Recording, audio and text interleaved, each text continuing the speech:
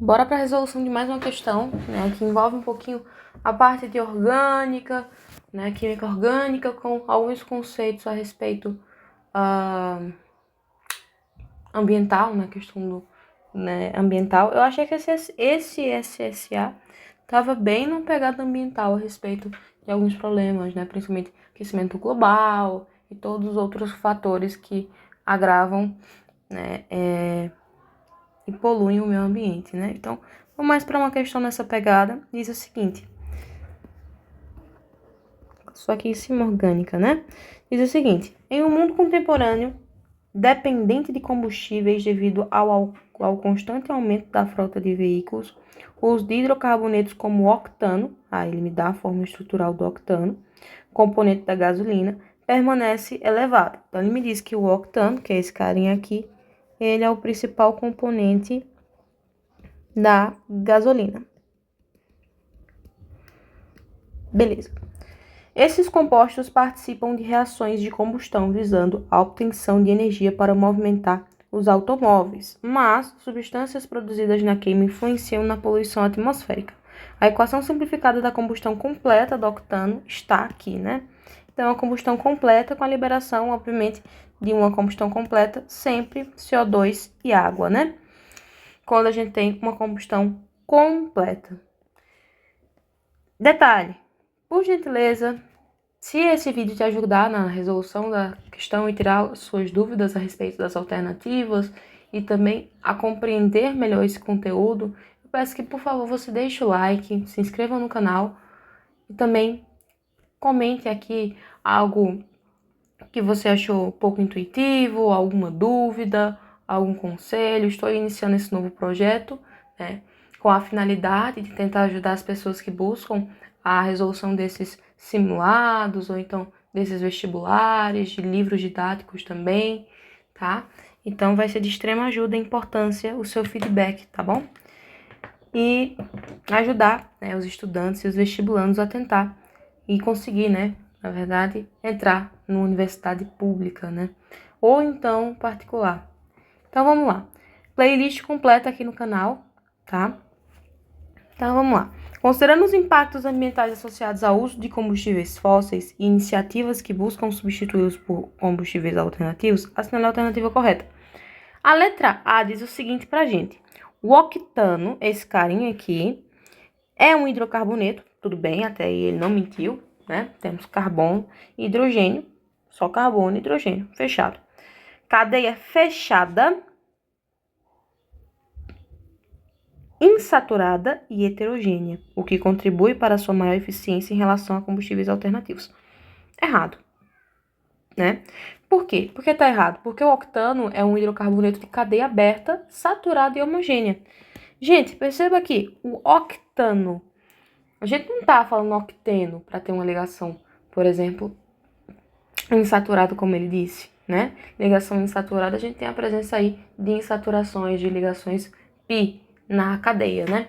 Então, a gente teria que ter uma nomenclatura, por exemplo, assim, ó, octeno. Isso aqui significaria que eu tenho uma ligação dupla na minha reação, tá? E outra coisa, contém apenas carbono e hidrogênio, então não pode ser, por exemplo, uma cadeia heterogênea. Uma cadeia heterogênea, a gente tem substâncias químicas que são o quê? Diferentes, né? Como, por exemplo, a gente tem um oxigênio ali, né? Todo ali um componente químico diferente de carbono e hidrogênio. Então, como é só carbono e hidrogênio, a gente tem uma cadeia que ela é homogênea, aberta e saturada. Tudo bem? E a sua eficiência energética é realmente alta, tá? É uma eficiência alta e por isso, justamente, por ter essa eficiência grande, o seu consumo aí é extremamente considerável, né? E a produção de poluentes é uma das maiores desvantagens, realmente, quando comparado aí a outras fontes alternativas de gerar, tá bom? Por exemplo, como por exemplo o etanol, né? Então vamos lá, a letra B diz o seguinte: motores a gasolina possuem mais do que motores a álcool, por quê? poluem menos, perdão, mais do que motores a álcool, porque produzem mais CO2 e podem liberar monóxido de carbono devido à combustão incompleta. Tá correta. Por que essa alternativa tá correta, gente? Primeira coisa, vamos lá. A gente tem que lembrar um pouquinho de orgânica, por isso que eu disse no começo do vídeo que envolvia orgânica. Por quê? Afinal de contas, o estudo que envolve a química orgânica é muito amplo. Não é só de identificar a função orgânica, saber o tipo de isomeria. São nessas questões que muitas vezes a gente acha que não tem muita coisa a ver. Orgânica, não pede função, não pede nada, mas indiretamente tem a ver uma correlação. Quando a gente estuda, por exemplo, os álcoois na química orgânica, que é de fato a primeira função que a gente começa a estudar, uma das principais características do álcool, a produção do álcool advém, né, da cana-de-açúcar. Então, o álcool tem um ciclo que é consideravelmente completo. Caiu até em uma questão de um simulado que eu fiz, que eu inclusive caí nessa pegadinha, né? Porque você pensa, eu não linkei com a questão da origem do álcool, do etanol, no caso, afinal. Porque o etanol é um álcool. E a produção do álcool advém da cana-de-açúcar. Então, querendo ou não, em comparação com a gasolina, a gente tem um processo que emite significativamente mais dióxido de carbono na gasolina, né? E em comparação do que com o etanol, tá? A gasolina possui o octano.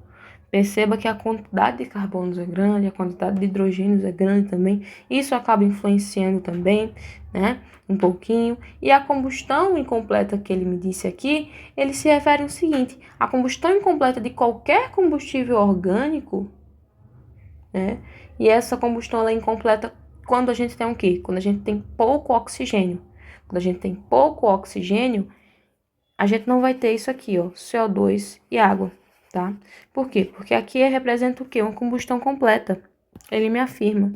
Só que na ausência, de oxigênio, de pouco oxigênio, não totalmente, mas de pouco oxigênio a gente pode ter a liberação, por exemplo, do monóxido de carbono, tá? E isso, o monóxido de carbono representa justamente essa combustão que é incompleta, tá? E lembrando, o monóxido de carbono chega a ser 21 vezes pior do que o CO2 normal, né? O problema do CO2 é a quantidade que acaba sendo muito maior em relação ao monóxido de carbono, tá? Mas em relação de um mol, uma proporção molar de um mol de monóxido de carbono e dióxido de carbono, a gente vai ter um gás mais poluente como o monóxido de carbono, né? O monóxido de carbono a gente pode linkar aí com, por exemplo, a tragédia da Kiss, né? Da boate, 2013 e tudo mais. A gente teve a liberação de não só monóxido, mas outros gases tóxicos e poluentes para o nosso, né? Para nossa homeostase corporal, né? Que acabou aí partindo aí, afetando a nossa respiração, a respiração celular, e justamente muitas pessoas morreram não queimadas, mas infelizmente aí por uma questão química, né, de reação química da fumaça que liberava monóxido de carbono com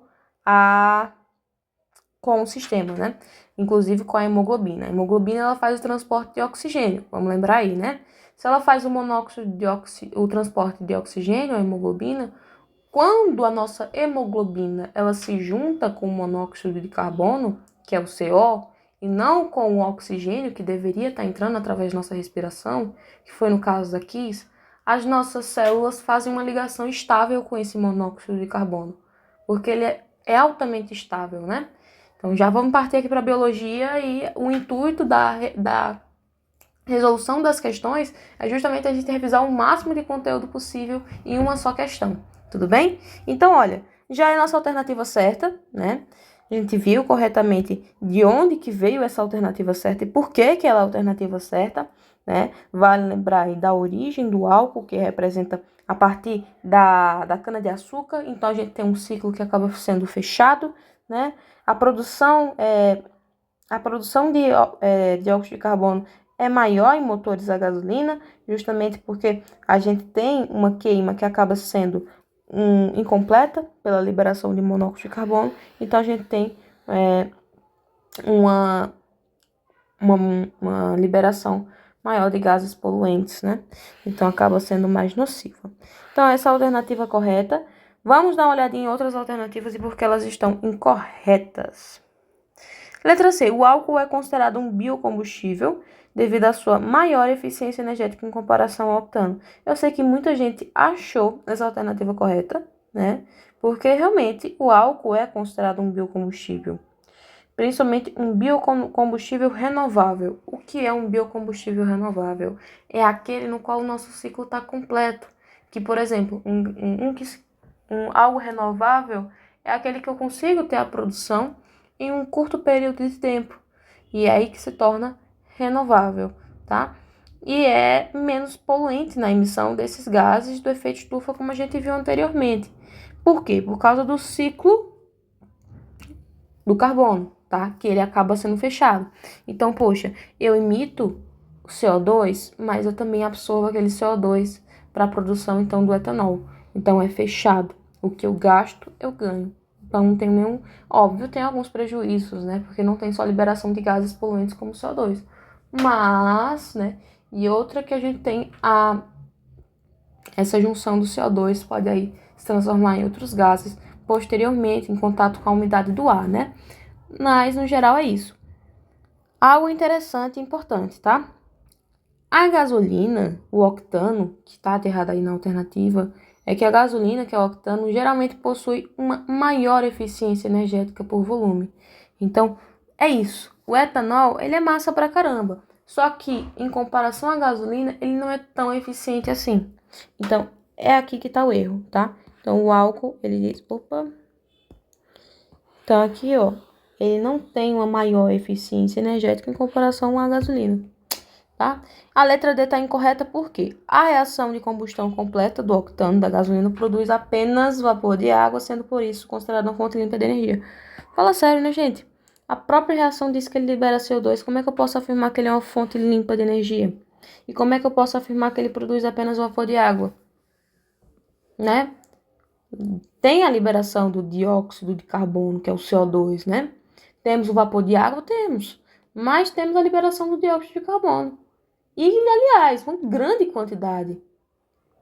E é um gás que emerge ali e avança a questão do aquecimento global, justamente porque é um gás do efeito estufa, né? Então, isso faz com que não seja uma fonte limpa de energia. Então, vamos cortar aqui. Letra E. Os hidrocarbonetos presentes na gasolina são polares. Já para por aí, o que facilita a sua dissolução em água e reduz os impactos ambientais. Gente, os hidrocarbonetos, como o octano principalmente, são moléculas apolares. Ou então eles possuem uma baixa polaridade, né? Já que a água a gente sabe que é uma molécula polar. A gente sabe que a água é uma molécula polar, vamos lá. A água aqui a gente tem o oxigênio, né? Na escala de fui ontem no clube, briguei, saí correndo e tudo vai, né? A gente sabe que na escala de eletronegatividade, a gente tem o oxigênio como um dos mais eletronegativos. Então, eu sei que o oxigênio é um dos mais eletronegativos, ele tende a puxar, então, os elétrons do hidrogênio para ele. Então, por isso que a gente tem um vetor resultante para cima, o que caracteriza, então, a molécula como polar. Então, gente, se a água é polar e os hidrocarbonetos são apolares pela sua estrutura geométrica molecular, eu não posso dizer, por exemplo, que eles vão ali se diluir, se dissolver ali praticamente na água, né? Não tem como. São polaridades diferentes. Portanto, eles vão ser o quê? Eles vão ser insolúveis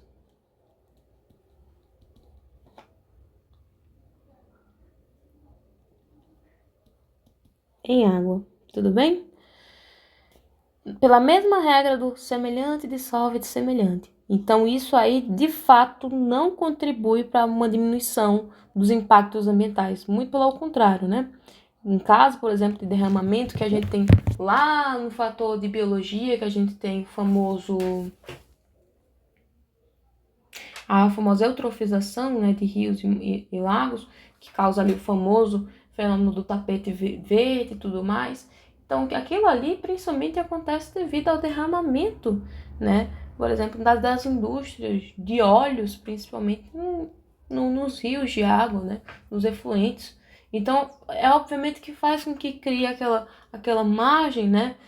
Impeça a entrada de luz solar, a gente tem uma diminuição da fotossíntese, um aumento da DBO, né? Um aumento da matéria orgânica dissolvida na água. Dissolvida não, dispersa ali na água.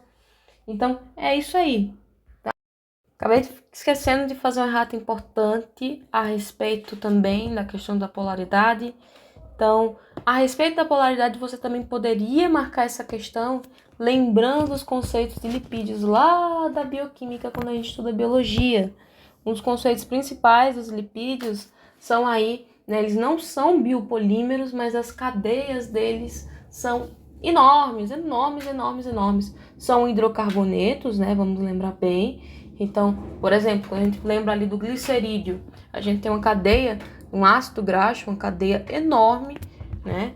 Então, a gente poderia lembrar de bioquímica a respeito dos lipídios e relacionar com os hidrocarbonetos aqui do octano, da gasolina, né? Vamos lembrar, por exemplo, da forma estrutural condensada do octano, que seria muito semelhante ao caso aí dos lipídios. A gente vai ter, então, que só uma cadeia gigante, uma ramificação gigante apenas de hidrocarbonetos, ou seja, de carbonos e hidrogênios. E quanto mais a gente sabe, quanto maior for a cadeia, a gente sabe que mais apolar ele acaba se tornando. Então, a letra E também puxa um gancho muito bom para esse assunto de biologia, tudo bem? Então, tinha muitas maneiras de você matar essa questão.